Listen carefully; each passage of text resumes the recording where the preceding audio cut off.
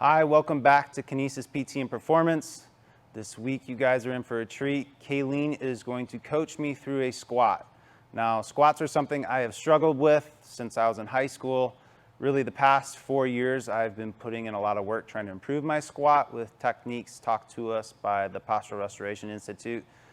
Now, understand what we're going to show you isn't necessarily the way you're going to want to squat if you're powerlifting, but this is the way you should be able to squat functionally for day-to-day movements, athletic movements. A lot of us in Western culture have a problem with squats because we sit on couches, we have chairs, we have toilets, so we don't actually get down into that full depth squat all the time. And a lot of what we do is so patterned and ritualistic, we don't get into that full flexion activity. So, bear with me as you get to see me struggle through a squat and Kayleen coach me up. So we're going to take Ryan through a bodyweight squat. We're going to begin by standing with our feet hip-width apart. I like to tell my clients to line up the arches of their feet with the crease of their armpits to make sure that they have a good stance, nice athletic stance.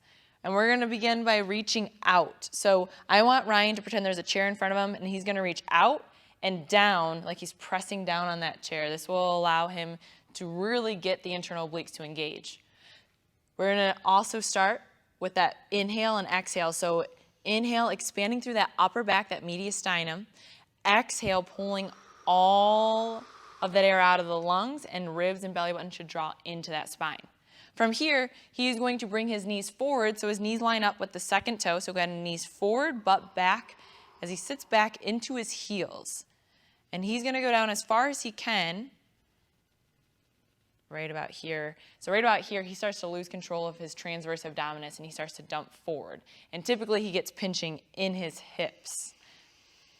And then I'm going to have you go all the way down this time. So I'm going to have him go all the way down into a full squat, what he was talking about in the beginning in the introduction, how he's talking about the full functional squats. And you'll see that he lets go at the very bottom due to lack of ankle range of motion or pelvic control. Good. Preston, actually, that doesn't look too bad right there. So you'll see his pelvis dump forward. So when we direct these squats, when we're coaching people through the squats, our biggest thing is teaching them how to engage their internal obliques and TA. That's why the exhale is so important. When I'm coaching people, what I like to focus on is inhaling at the top and exhaling as they go down and up to control that pressure regulation, and it also helps control core activation as well. So go ahead, reach out. We're going to inhale and expand through the upper back. Exhale as you bring your knees forward, butt back, going down, pressing through the heels as you come up, and relax. So that's good core control. We get the transverse abdominis and internal obliques to engage to control the pelvis.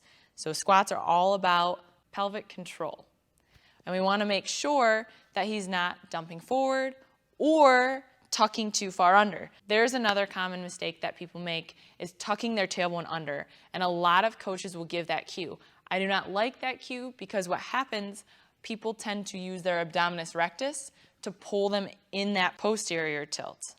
So we want to make sure that exhale draws in the TA and internal obliques and get your pelvis to align properly into that neutral position rather than tucking under and creating twisting or torsion in that pelvis or the back.